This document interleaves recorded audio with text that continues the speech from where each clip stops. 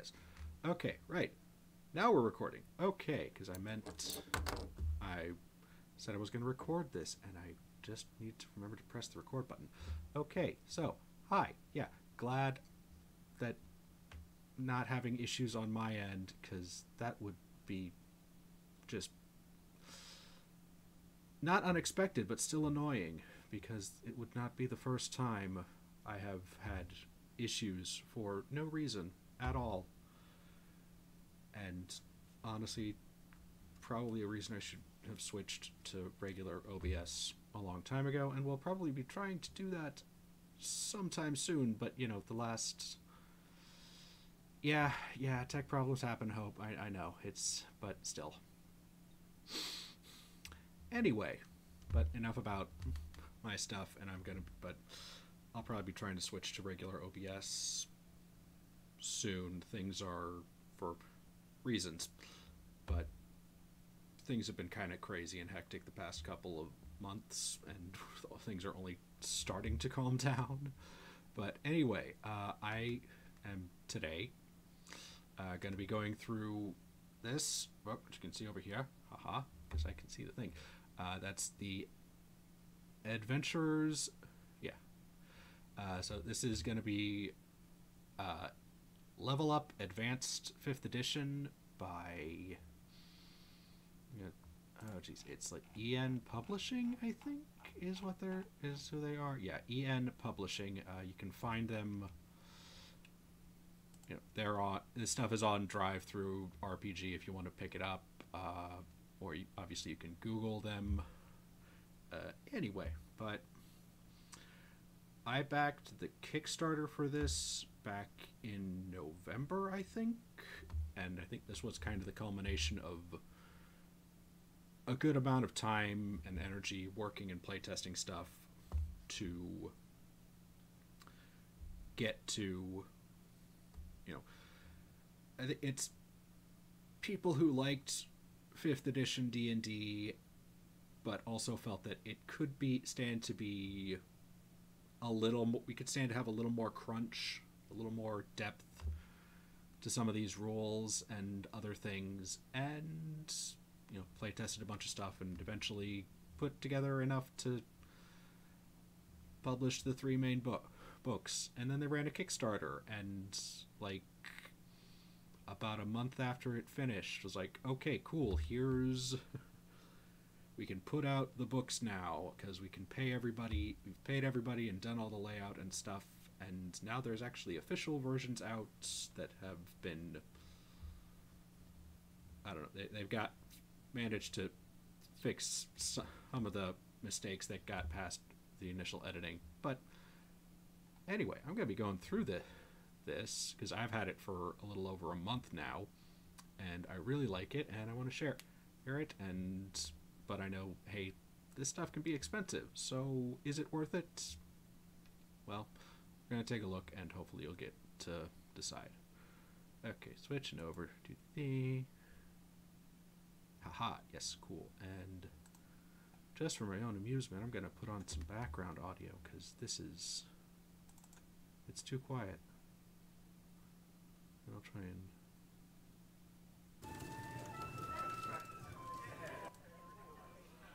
And this is the same audio I use for the intro and outro. Where's the...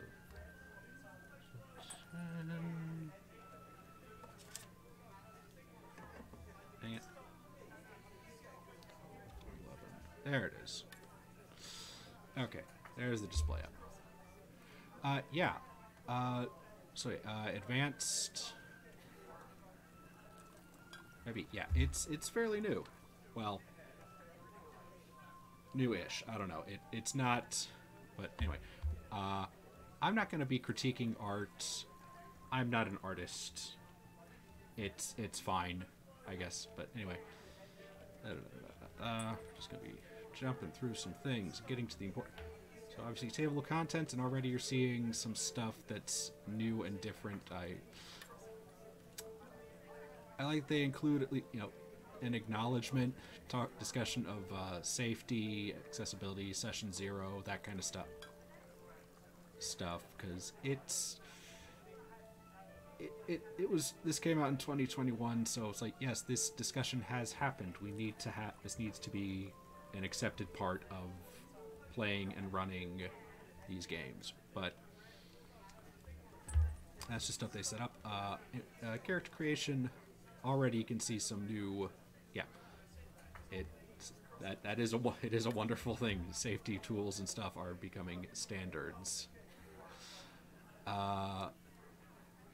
Looking through, just even glancing at the character creation stuff, there's already a couple things that are really nice and interesting. So instead of normally, vanilla 5e, we have race and stuff, but now we've broken it down into, we have origins and a heritage and a culture and background, and they have this thing called destiny, and that's kind of comes in later in gameplay. Obviously, so yeah, heritage obviously is biology, for lack of a better term. I do like there's no half elf, half orc, whatever. They do include options for doing a mixed heritage character as an option. Obviously, we've got the standards for dragonborn, dwarf, elf, gnome, halfling, human, orc, rather than just half orc. That's cool. And plain touched as kind of a catch-all for. Make sure to set this up. So this is just on. Repeat is on. Yay, cool. Plain touched as a kind of catch-all for tieflings and Azamar. So that's kind of cool.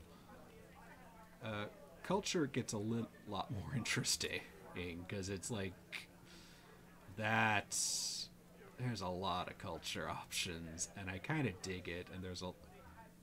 And some of them do seem to be tied to. Sorry. There it is. Obviously, some of these are tied. Yeah, there's a lot of different cultures, and obviously some of them are tied to specific heritages. But there's nothing stopping you from being, say, I don't know, a human who has happened to be raised by mountain dwarves, or an elf raised by orcs, or whatever. There's nothing saying you can't do that.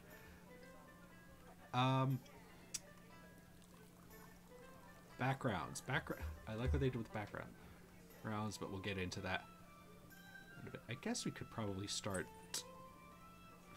getting into this rather than me just going through the table of contents, because obviously, but there's really digging into this stuff, and it gets oof. All right, character creation, and I'm gonna go through at least some of this, and hopefully later on I'll actually be filling out one of these wonderful character sheets, and you'll get to see what all of this stuff is and how it all comes together, because that's, at least for me, that's really the best way to see how stuff works, and you'll get to know what the stuff is like. What is this combat maneuvers thing? What is this expertise die? What is that? What's that all about? Obviously, hey, look at that. We've got spell sheet. Obviously, why is this this is 4 pages long? We've got all the stuff up here. All right. So character creation. Go through all the stuff. Oh yeah. There's stuff. There's fun things. It's gonna be crazy. All right. Yada yada. Here's how to doing this. Stats. Da da da da da da da. Okie doke. All right. Origins. Already kind of discussed this, but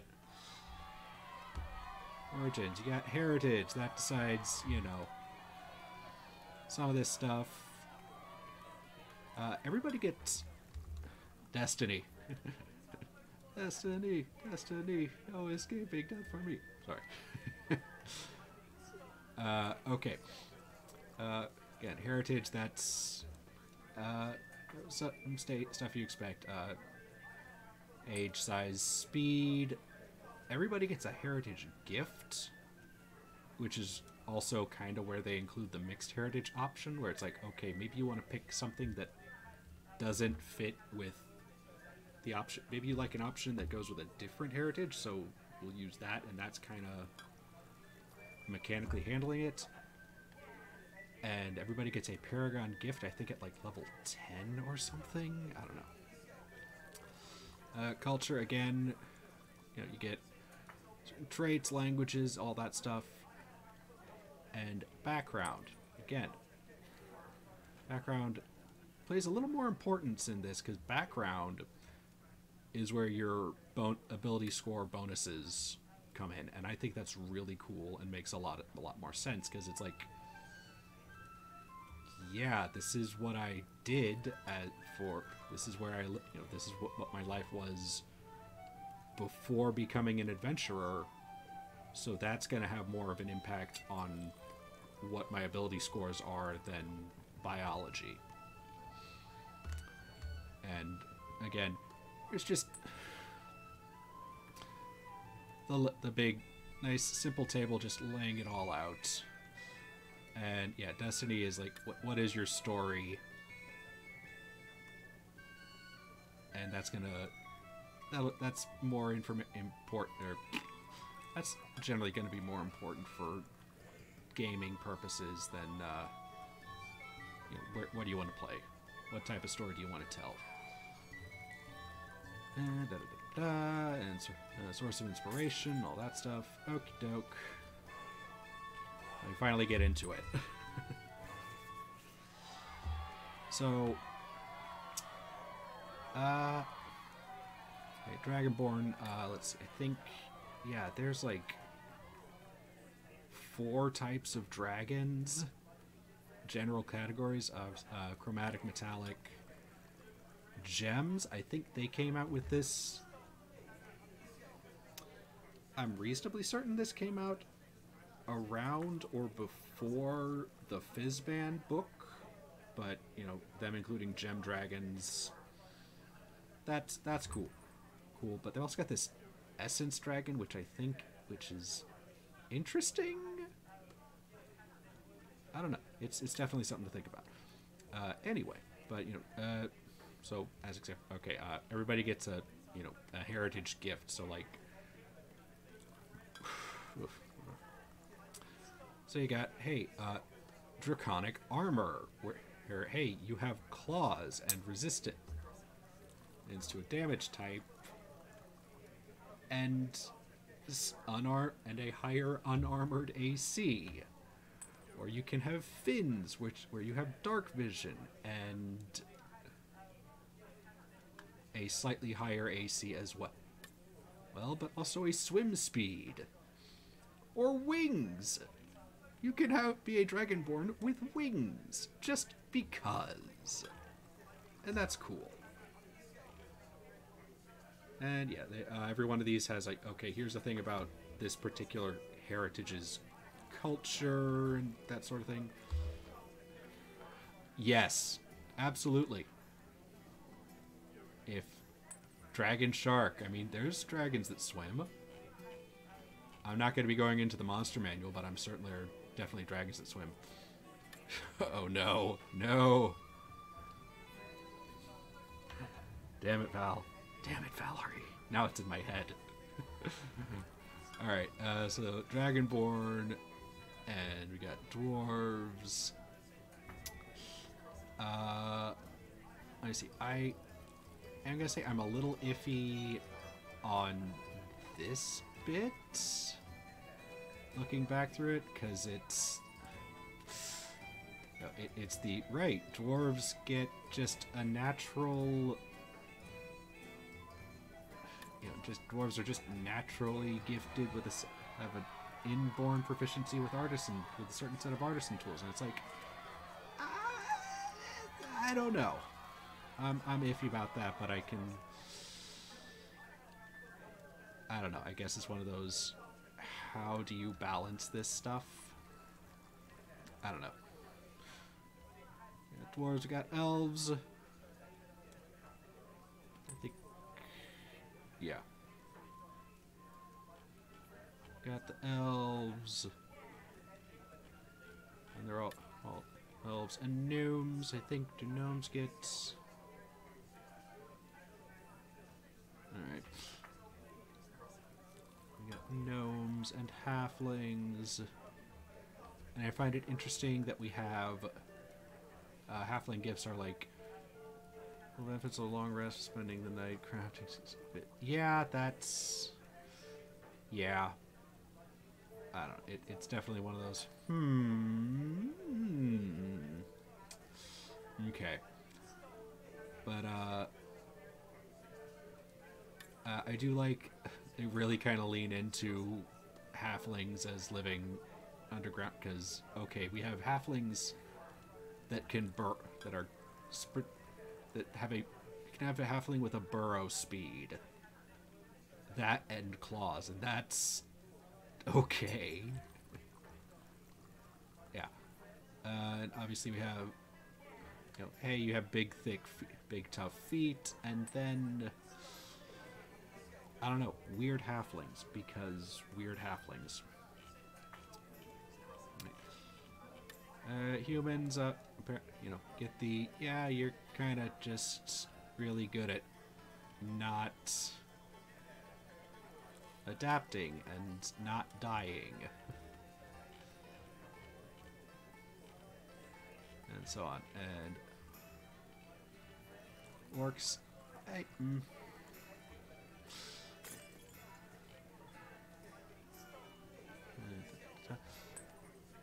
8, so one side.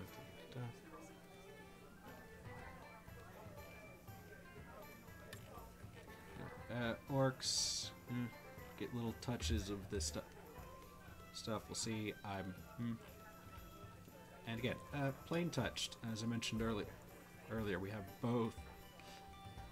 All the artwork is for tieflings, but we do acknowledge that, right, this is both tieflings and ASMR,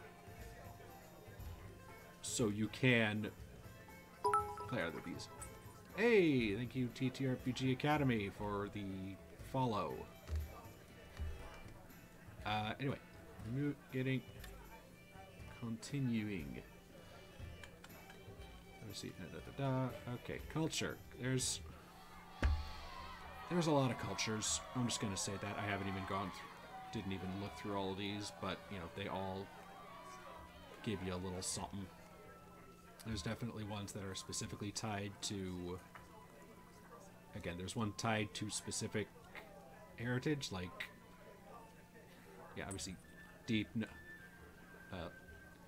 gnome, deep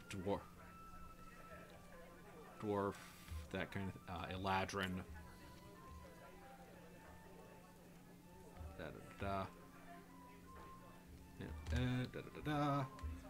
Some of these other ones do have like more particular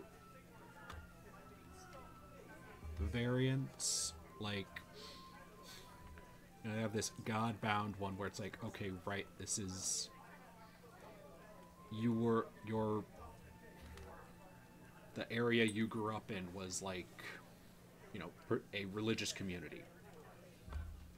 Like you grew up, in a temple or monastery or something, and I like that we include examples like, okay, here's this particular group of dwarves that are especially devoted to their god.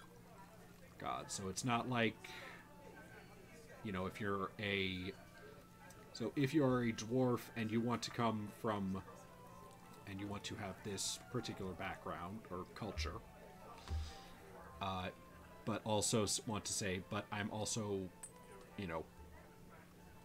I also came from, I was also raised by dwarves. That is an option. There's nothing saying that these are not,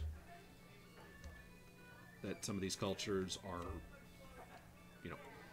tied to a specific heritage, but, some of them, but they apply to multiple heritages.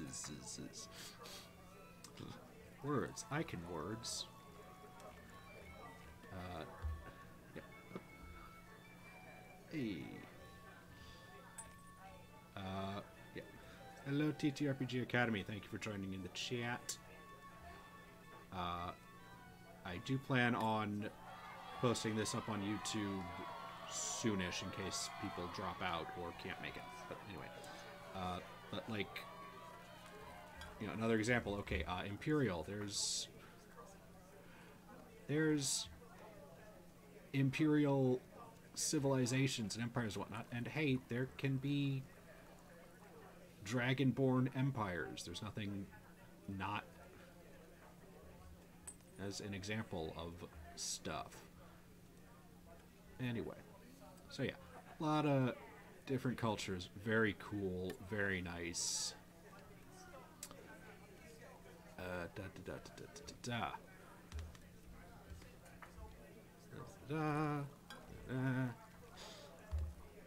And then we finally get to the backgrounds, and I think all the backgrounds basically, and this is, as I mentioned, backgrounds are where you get your ability score increase in this, which I think is, again, is just wonderful.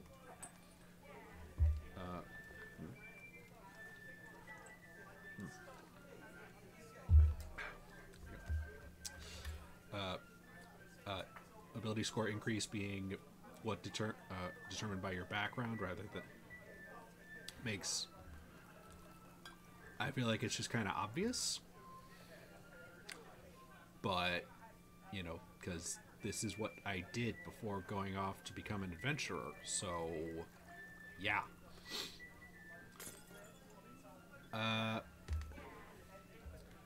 like that it does it. So this is something that comes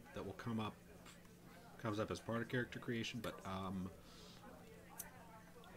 instead of getting instead of like having a specific set of starting equipment for your class and background and stuff, it's here's 200 gold. Here's an not 200 gold. It's here's a certain amount of gold. I think it is based on your class.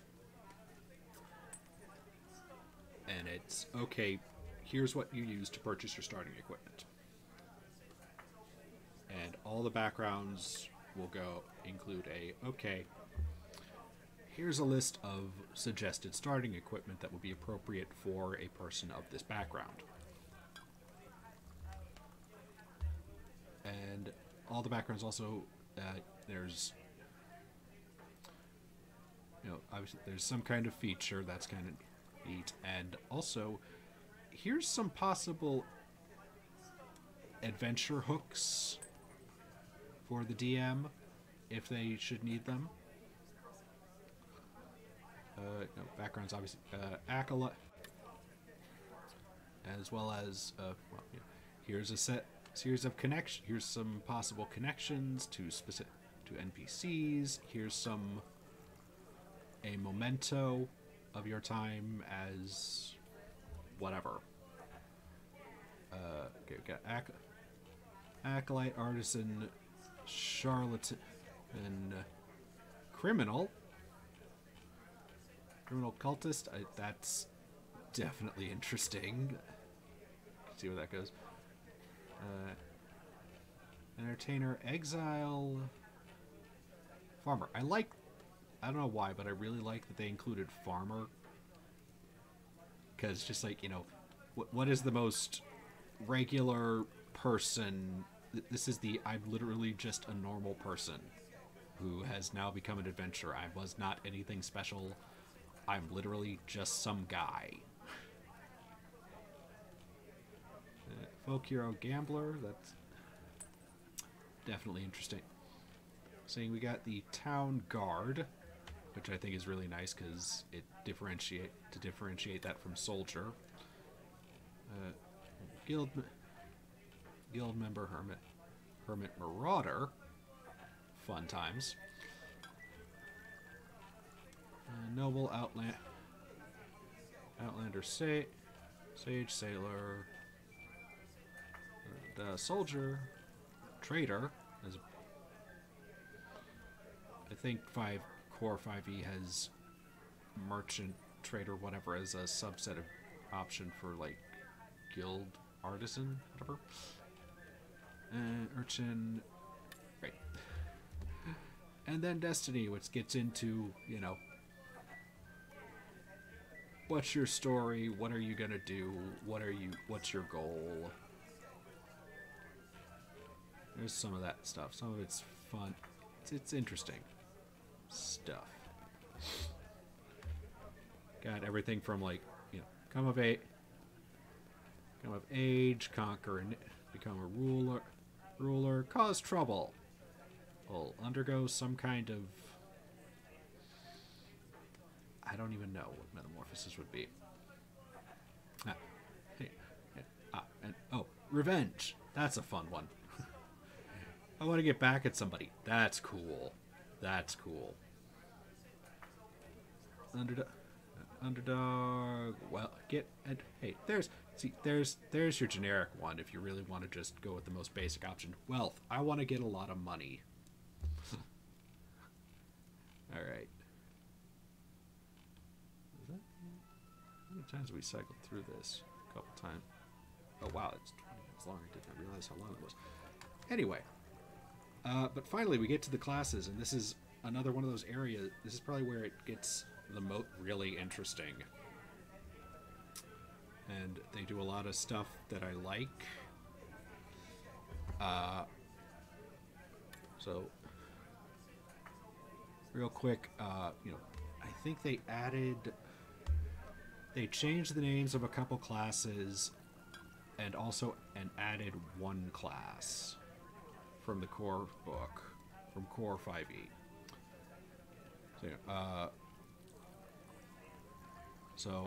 Like, instead of monks, they have what they call adepts, which I really like, because 5e D&D monks are just so,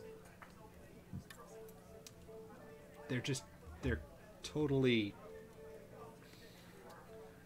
they're very connected with East Asia. It's a very Orientalist type view. I don't think it's too I don't think that's too out there to make that kind of a comment.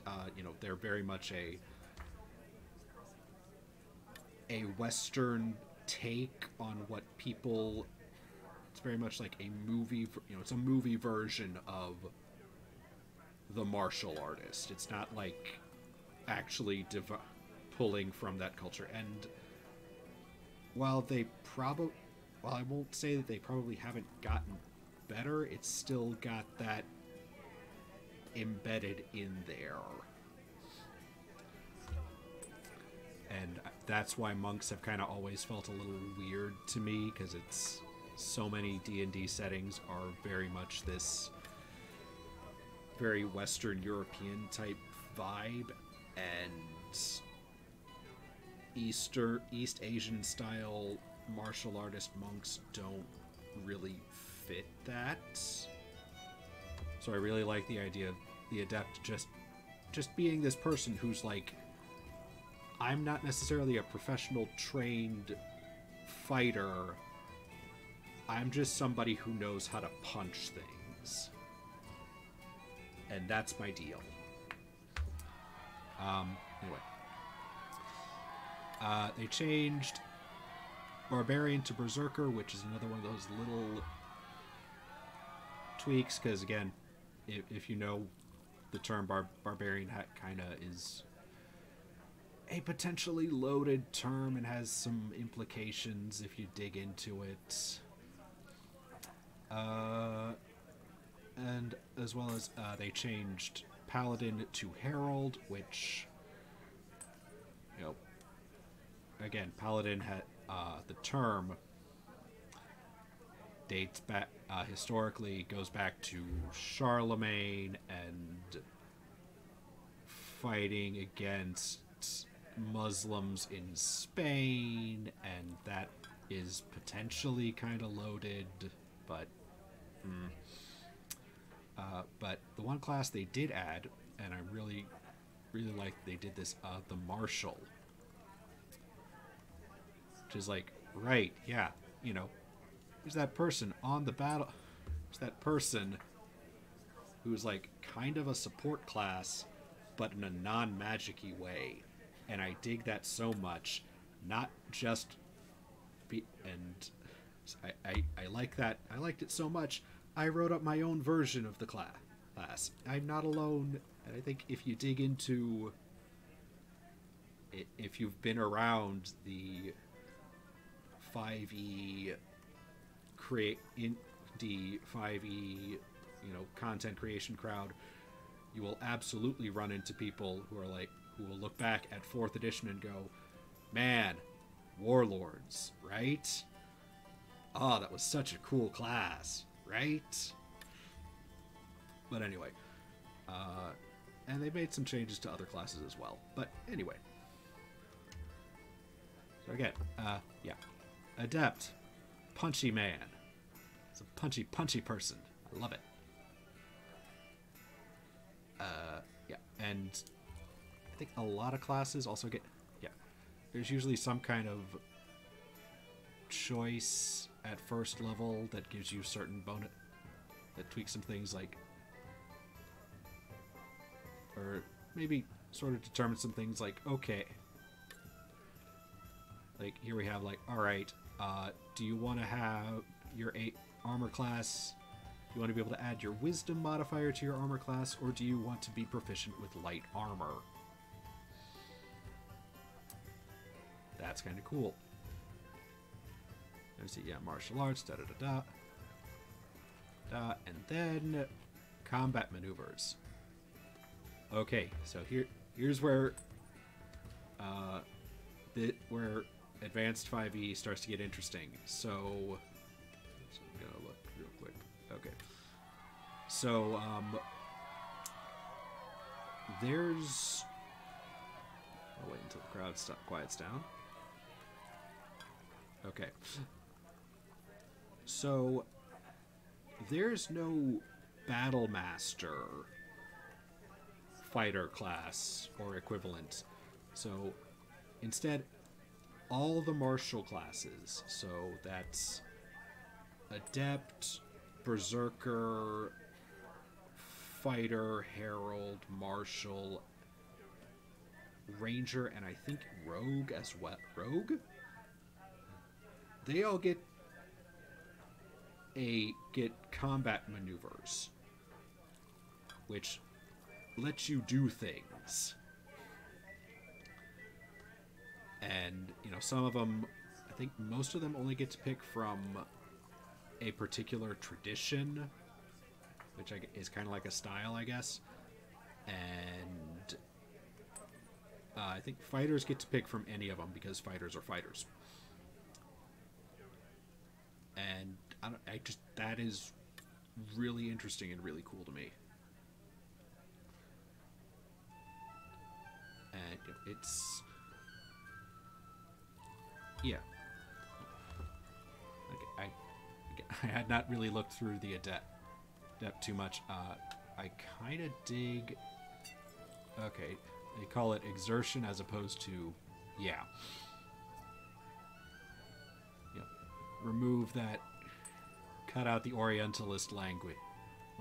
It can still be there if you want it, but, you know, we're just going to call it exertion.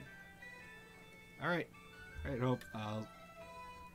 I'll be sure to definitely be posting about this when I upload it to YouTube. Anyway, obviously, a lot of stuff, a lot of things to do. Oh my gosh, so many options. So many things, so many decisions. Oh my gosh. Let's see, and here's a bunch of options you can pick. And finally, archetypes. Yes, I like that punching Brawler. That's nice.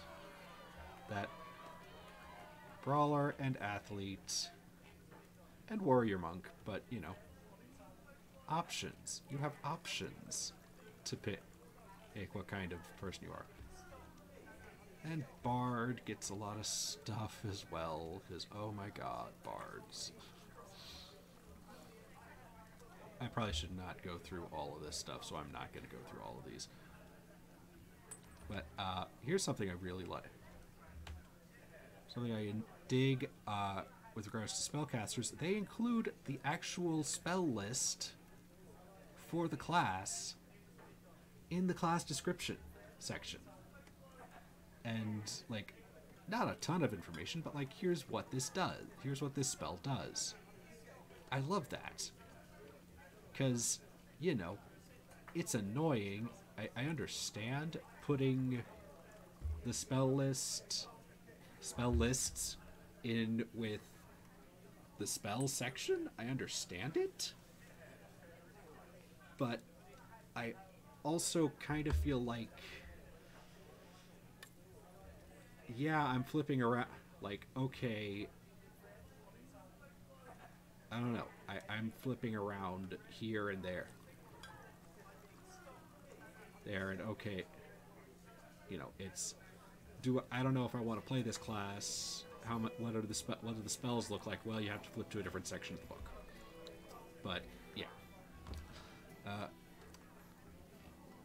So okay, Berserker. So I don't. Again, not gonna dig into this too hard.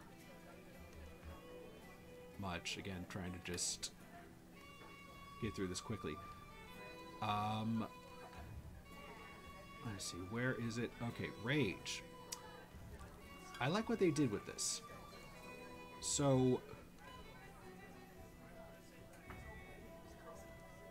in Vanilla 5e, when a barbarian rages, they get a set bonus to damage on their attacks. Here, they don't get that. They still get the advantage on saves, but they still get advantage on strength saves. They still get strength stuff. They still get resistance to damage, but instead of dealing extra damage, they get temporary hit points. And they get temporary hit points at the start of every round. So, and that feels really... It still fits with that idea of, right, I am this angry machine who just keeps going and going and going. And I hit things and I go into this battle frenzy, but, you know, I don't deal more damage. I'm just harder to kill. And I like that.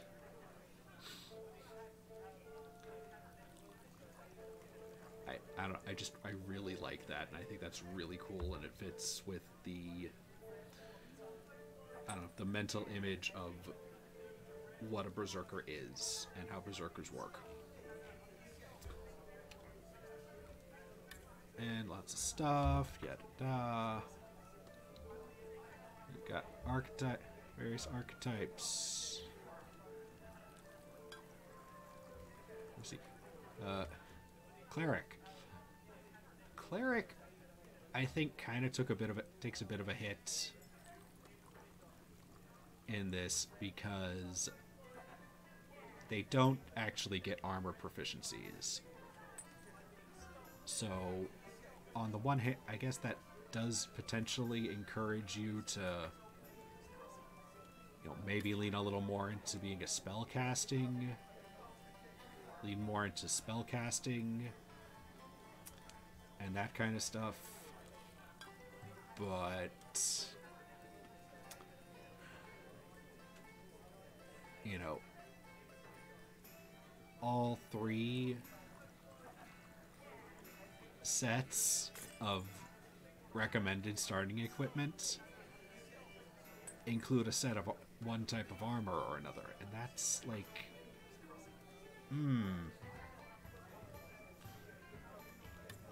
And some of them include weapons that you won't be proficient in with because they only get simple weapon proficiencies.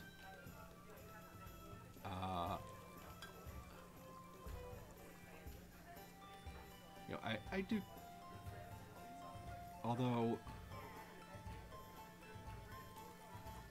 Yeah, okay. Okay, well, two of them do give you armor two of the defensive blessings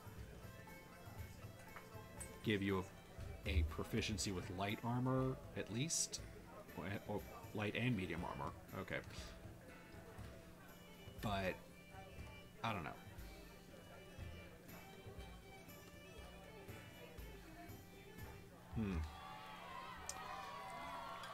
And I get... I don't know.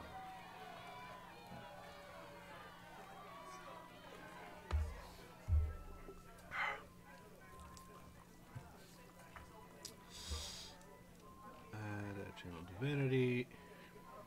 The Principles of Devotion.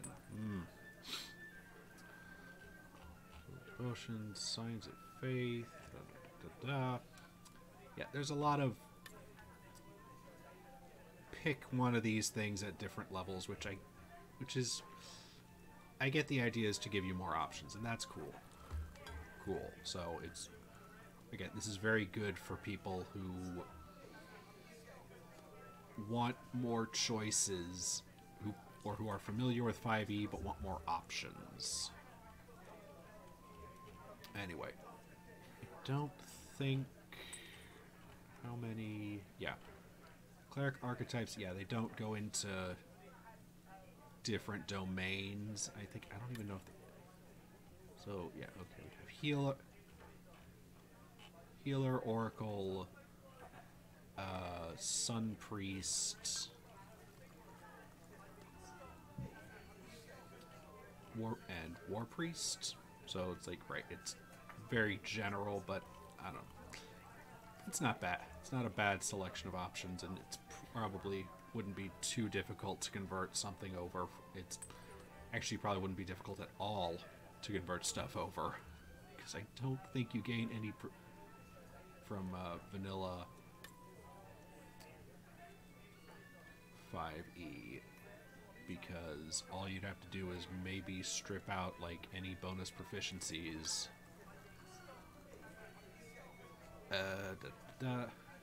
Druids is druids. A lot of stuff.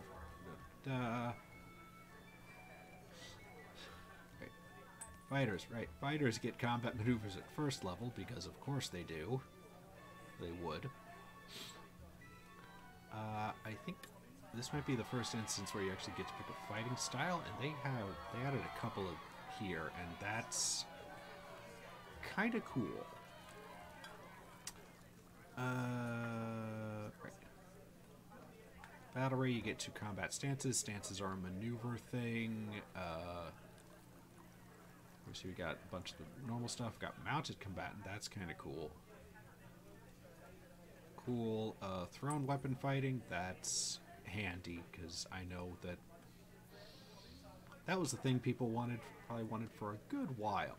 Well, like, you know, archery is fine, but but what if I use thrown stuff? That's weird.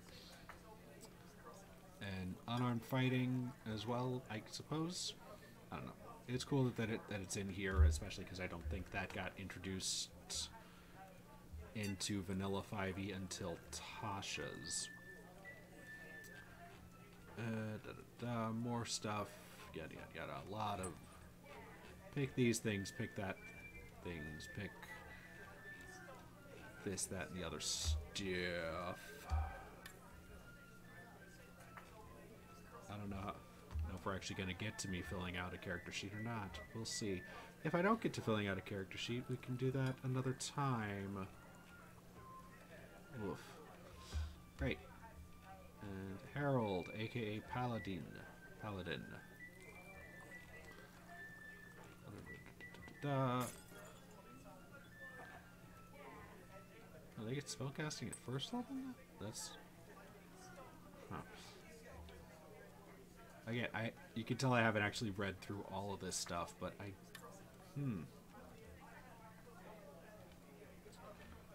Cease. Okay, so they do. Okay, wow, they do start with spells. They are a full-on spellcaster, so they do start, or sort of. They do start with spells at first level. That's interesting. And Divine Smite is a completely separate thing. That is nice, actually. Number of times equal to your proficiency bonus regained spent uses on finishing a long rest. That's cool. So heralds don't have to choose between casting a spell or burning a spell slot to do a smite. That's nice. I actually really like that. Although I honestly wonder how many paladin players actually ever use their spell slots for anything except smite. But anyway, they have all this stuff, and it's like, like I could use this spell to actually do something, spell slot to do something good, or I could do more damage on a hit.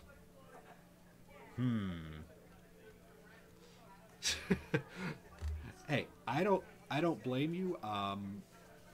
Something I might take a look at another time. There's Green Ronin, however it's pronounced. They put out a 5e setting called Lost Citadel, and they kind of retweaked paladins in there, and paladins in there don't get any spells. They just have smites. So it's like, cool. I don't even have to think about whether I want to mess with spells. I just deal more damage because I can. That's what I want to do. Got to heal in the last time because the other player was an arcane tinkerer. I mean, yeah, occasionally you gotta do that. Yeah. Artificer. Yeah. I know. I knew what you meant. I don't... Hey, you spelled a word. That was a word. That was an actual word. It might have just been the wrong word. It's fine.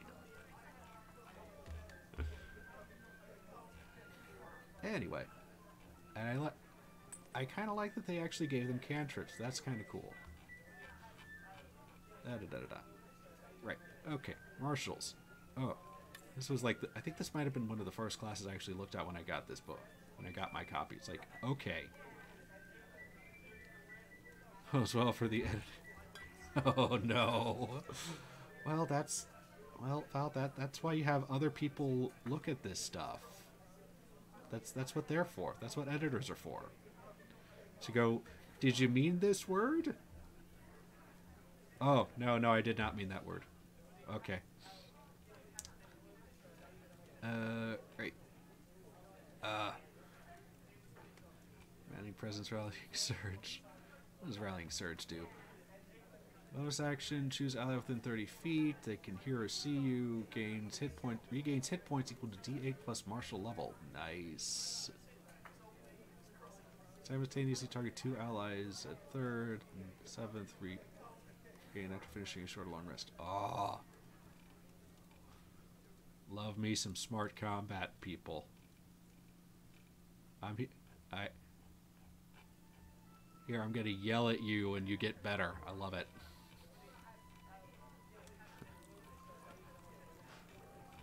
Alright. Yeah, I am definitely not gonna get to building a character this time, so maybe we'll do that next week. We'll see how I'm feeling about stuff. Alright, yada yada yada yada yada. Rangers. I don't remember if Rangers... Let's see, what do Rangers get? Okay, I don't think Rangers get spellcasting. And I think that's interesting. Studied adversary. How does that work? Significant experience studying, tracking, hunting, even communicating with enemies. Choose type of adversary. Advantage on survival checks. Okay, so that's... Okay.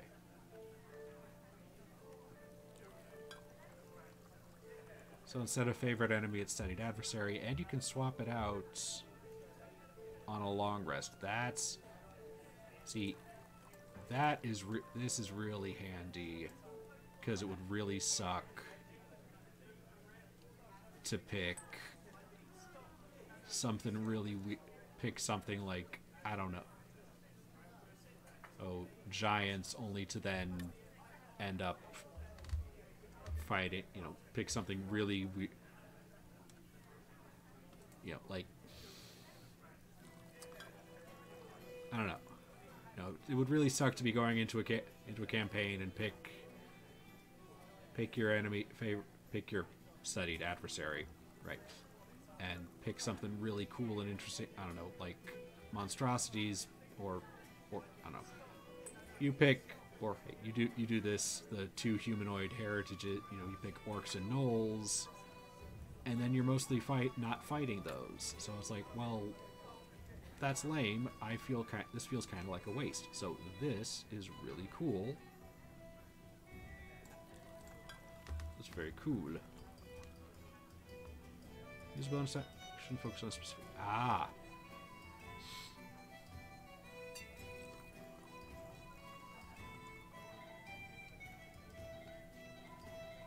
Okay, and you don't get to...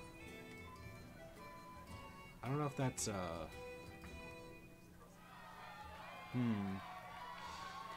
Hunter's target. I don't know how to...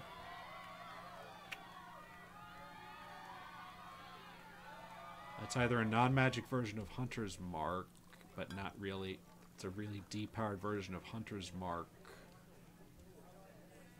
Or a not-so-great version of the revamped favorite enemy. Well, still, I can see it being useful. I can see why you might want to take that. Alternatively, hey, run faster, maybe, for a bit. Anyway. So Rangers are definitely more of a just outdoorsy, naturey fighters than magic, than like the druidic equivalent of a paladin. I'm sorry for a second. I just need to double check this. Hello?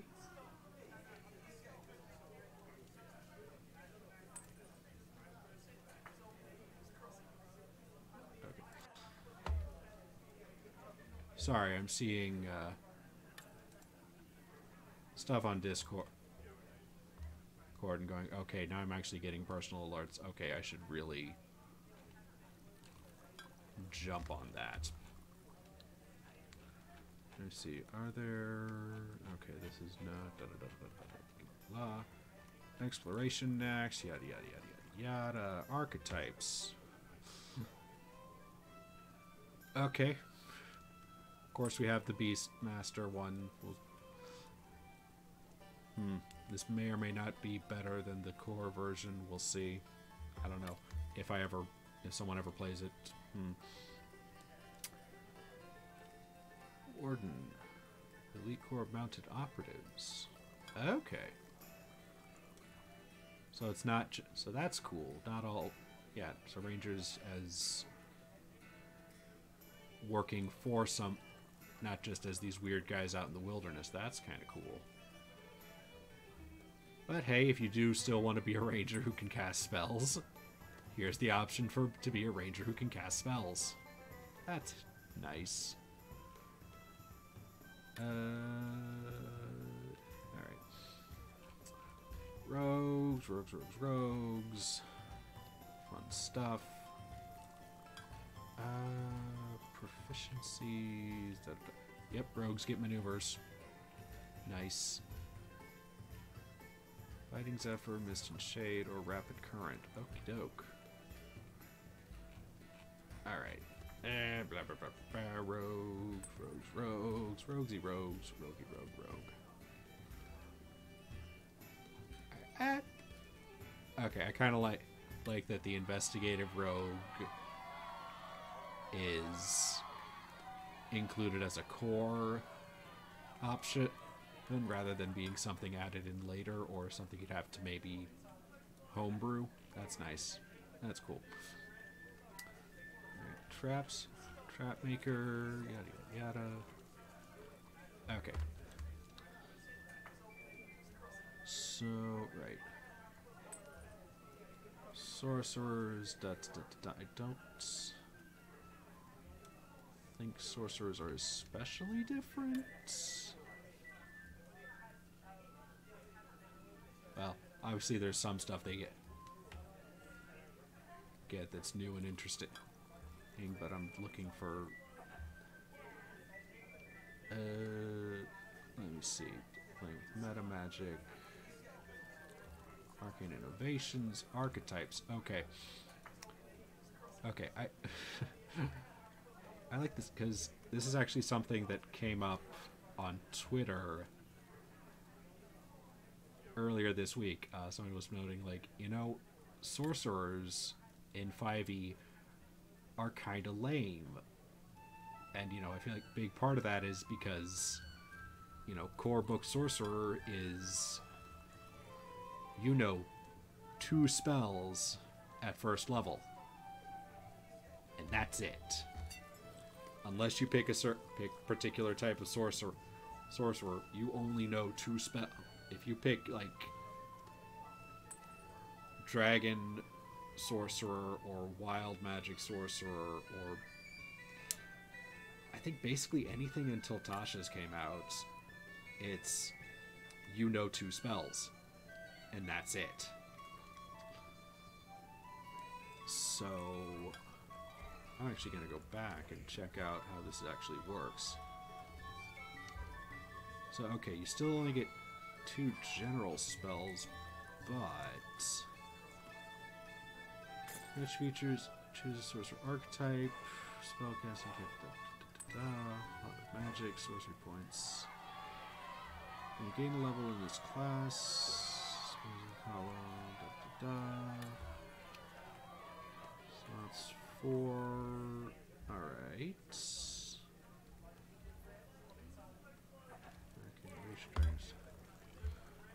Archetype spells.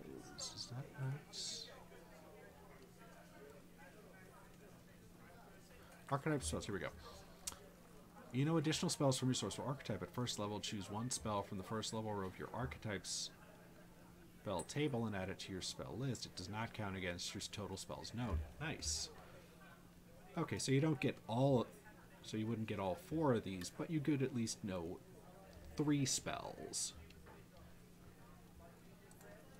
Okay.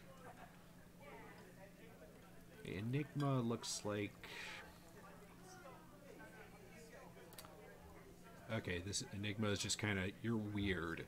You do weird magic. Your magic comes from weird stuff. Who knows? Traveler... been weird places and came back... You went somewhere and came back all weird and stiff. Okay. But...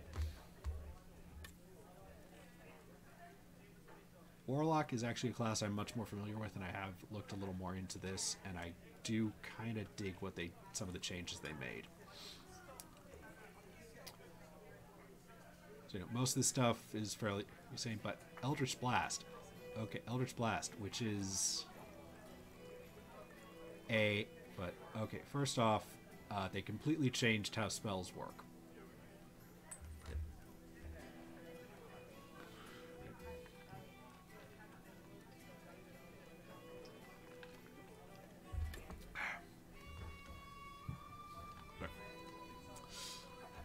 So, they completely changed how spells work, and I really dig that. And I really think that does some interesting things for how it feels. So, instead of having spell slots of a certain level, they get spell points, which is what sorcerers use for their meta magic stuff. So warlocks now can create or warlocks now aren't restricted to, you know, max level for the spell, but they're essentially creating a spell slot and then instantly using that to cast a spell, and I kind of dig that. Let me see, how many... Yeah. Okay, yeah, you don't gain a lot. It's... I think the math still probably works out the same. It would not surprise me if it essentially works out the same, but... I don't know, I think that is really kind of cool to me. It very much changes how... It does kind of feel more like... I don't know, I feel like it could potentially change the feel of right to more of a right. This is not your power, Mr. Warlock. You're borrowing this from somebody else. Also, Eldritch Blast, that thing that is so essential to basically any Warlock build except a Hexblade, is now just a class feature. It's not a cantrip that you can choose not to pick, and because if it's a cantrip, you cannot pick it, and you're basically kind of shooting yourself in the foot. It's... Yeah, you can choose... You can choose how your Eldritch Blast manifests. Yes, is it, you know, the standard pew-pew laser beam? Is it, you know, one of those save? Is it a save thing that they have to save against? Is it literal? Is it, you know, a melee weapon? Is it what? We have thoughts on stuff, maybe? I don't know.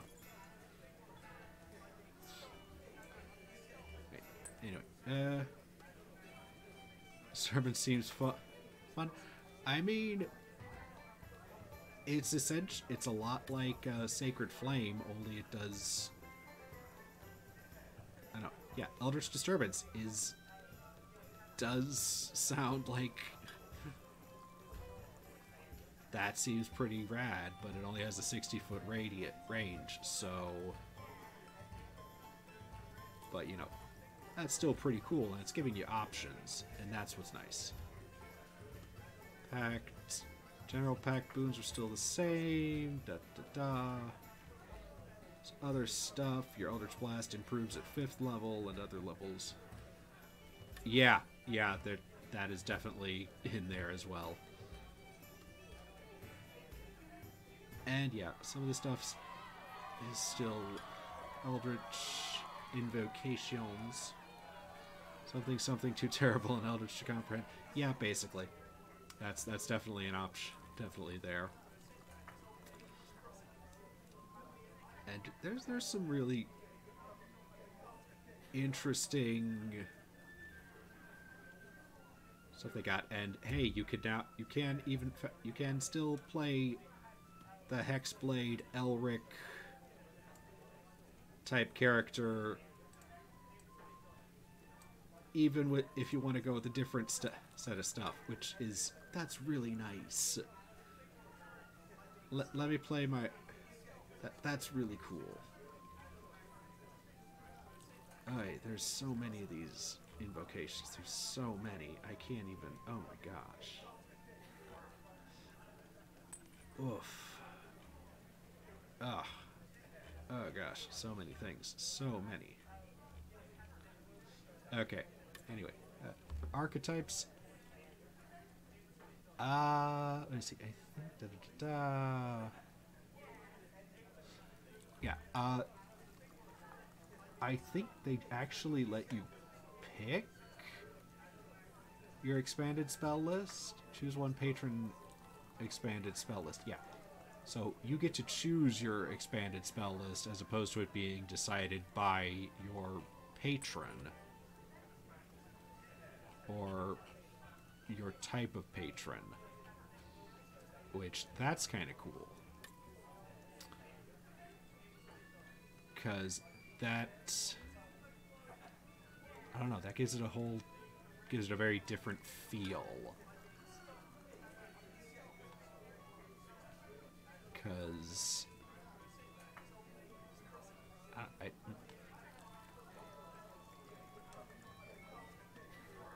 don't know, some of these are just really weird and different and interesting, and literally the first patron option is like, right, your patron is some kind of weird, strange, alien, otherworldly thing, and that's, yeah. And we got the fiendish, some kind of devil, demon, something or other. And yeah, the Fae-ish option. Yeah. Hellboy vibes. Yeah.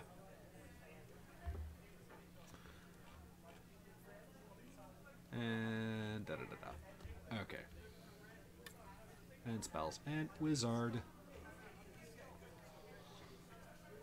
Let's see. What proficiencies? What special? Do they get any special pick at first level? Wizard archetypes. Scholarly excellence. This one cantrip. Casting time of one action doesn't deal damage. Cast it as bonus action without seeing that. Okay, interesting.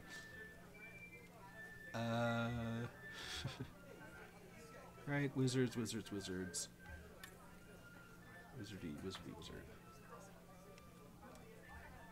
Let's see. What is this? Wizard archetypes. Okay. Yeah, not as many options, I think, as in the core.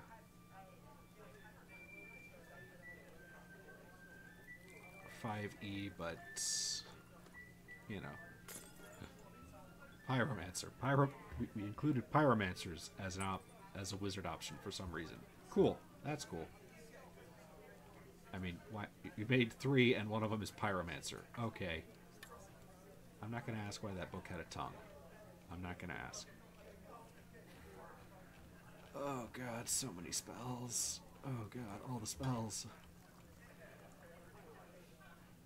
Yeah, obviously all this stuff you can, it's importing from core 5e into this would be, I imagine it's surprisingly easy, because I feel like there's not a lot of added complexity, added stuff.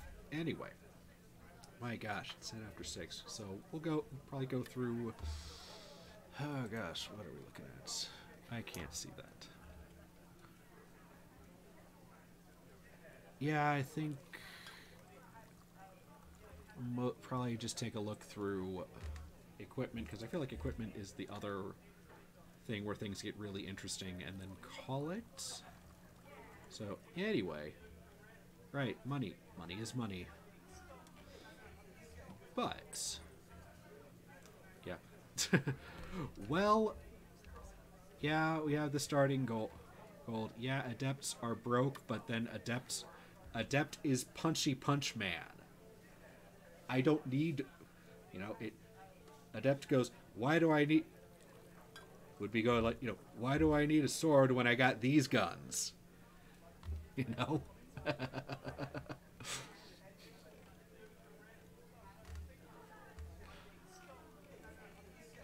But, and so, no one is broke. That's all. Yeah, it is. But it is, especially because. But something I don't. I have mixed feelings about the way they decided to organize the weapons, because they decided to organize it by damage die, melee ranged and then damage die, as opposed to simple versus martial. And that's really kind of annoying when you have a character when you're creating a character that's only proficient with simple weapons.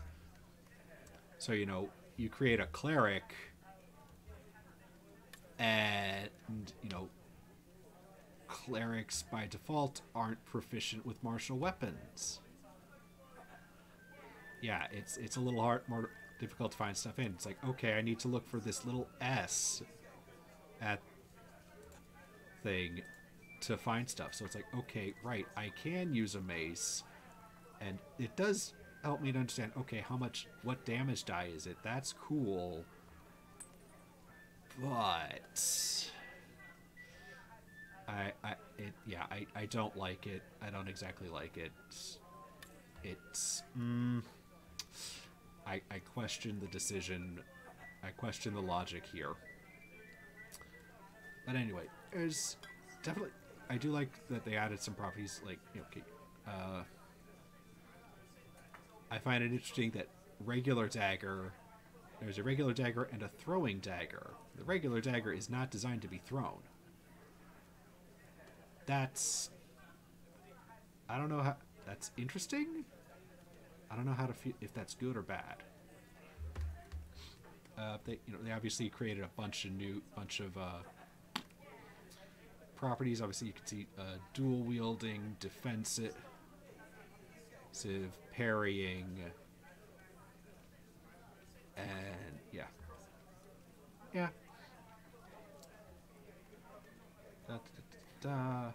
Yeah, it potentially good to specify, okay, this is a dagger that's intended to be thrown rather than just a dagger. And we got some very special miscellaneous weapons. Let me see. Right, we got dual wielding. They're specifically intended to be used with another weapon, as long as it's not a heavy weapon. Let me see. What was it? Defensive, designed to be used with a shield of the stated degree or lighter. You make an attack with this weapon or using a shield designed for it. You can use a bonus action to either make attack with your shield or increase your armor by 1 until the start of your next turn. That's nice. Parrying, wielding this weapon and not using a shield. Once before your next turn, you can gain expertise die to your AC against a single melee attack made against you by a creature you can see. Expertise die comes in later, but it's basically expertise, instead of being, at least my understanding, again, I haven't done a whole deep dive into this. This is kind of my deepest dive. Is instead of expertise being like add, double your proficiency bonus or whatever, it's okay, roll this die or this size die or that size die in addition to the d20 or something like that. Mostly has to do with skills and whatnot, but hey, parrying, that's cool. Parrying is a thing, some weapons designed to parry other stuff. That's nice. And cultural weapon and rare melee weapons. Hey, oh look, wow, we included this. We included guns in the player's handbook. That's cool? Question mark? It's definitely interesting. It's definitely an interesting decision. So it's certainly making it easier to incorporate this kind of stuff into your game, should you feel so inclined. Let's see. Shields. I kind of like that there's different levels of shields, so I get light shield that only gives a +1, medium shield gives a +2, heavy and tower do other things like what is it? While wielding a heavy shield, you can instead take cover behind your shield, gaining expertise die to your AC until the start of your next turn. Tower shield, I think. Object interaction to plant it in the ground, gaining half cover, and advantage on saves against being shoved or knocked prone. Nice. That's definitely a decision. can certainly I can see why someone would want to might want to be or would be interested in that. Hard to do acrobatics with a shield. Well, yeah. I mean, you got this big heavy thing strapped to your arm. But armor is where things start getting really complicated. Because there's more types of armor now. And they have properties, and you can repair them and it takes different things to do so. Which, you know, if you're so inclined to do that, to include those kind of rules. Which, you know, they don't require you to include this stuff, but if you want to, it's there. Find a masterworks. Oh, gosh. And they include different materials for... Yeah, armor. It's very cool, but it's also... It can feel... Looking at it, it's like, whoa, what? Huh? You want to do what now? But yeah, you know, they include different materials which do different things to, you know, how much it weighs and how much it costs and if it has any new changes to stuff. Other than the default from the default. Just oof.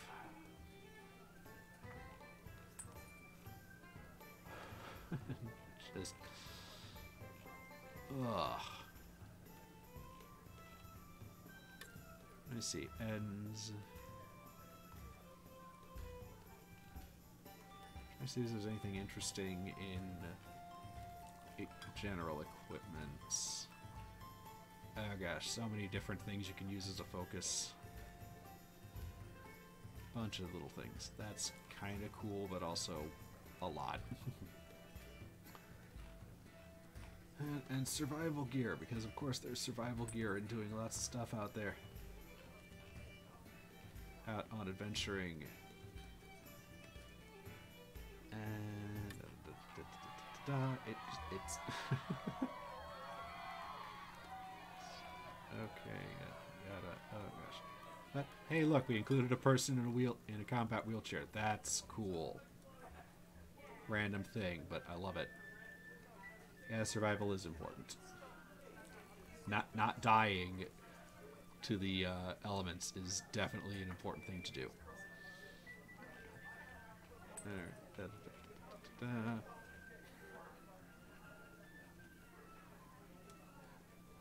I do appreciate that there's at least here's a general set of equipment packs if you don't want to dig through this stuff on your own.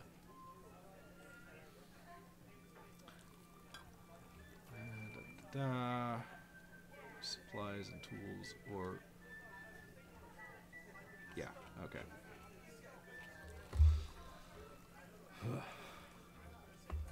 So I have done the character creation, and occasionally it's like there's a lot. There's a lot of stuff. There's so much stuff you could potentially go through if you really want to dig into it.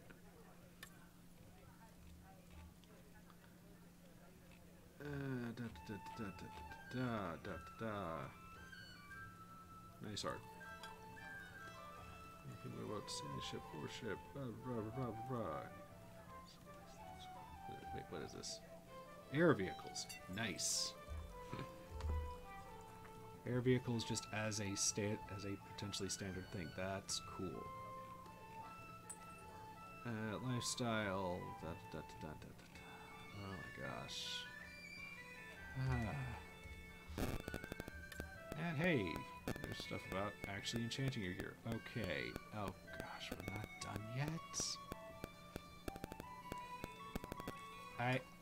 This is really cool and handy stuff to have, and I'm really glad they included it in the book that's intended for the players. But also, it's a lot. We're 350 pages in. My gosh, and we're only about halfway through the book if you really want to dig through the whole, if you want to read through the entire book. Which, you know, no. Wait, what are we reading at now? Starting wealth past first level. Okay. Okay. And again, handy information to have for players, but also, it's a lot. And, oh god, here's a thing to spend. And your gold on. Building a stronghold. Sure. My god, this is still the equipment chapter. Good grief. Oh my gosh. It's so much stuff. Oh. Oh, wow. Okay. Yeah, tell me we're almost... And followers. These are I mean, this is stuff you'd have to go to MCDM to get for Core 5e. Okay, I find that amusing that the Short History of Dragons is like the biggest book in this picture. Yeah. It's neat, but also... Oh, okay. Alright, but... Multi-classic and feats, I'm not going to dig into this. It's... Ugh, it's... Oh...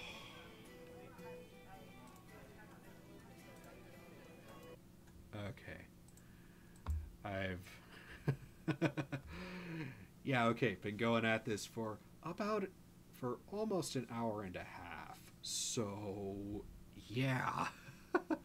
But, as you can see, there's a lot of stuff in here, a lot of ways to make your game, if you play 5e, there's a lot of things to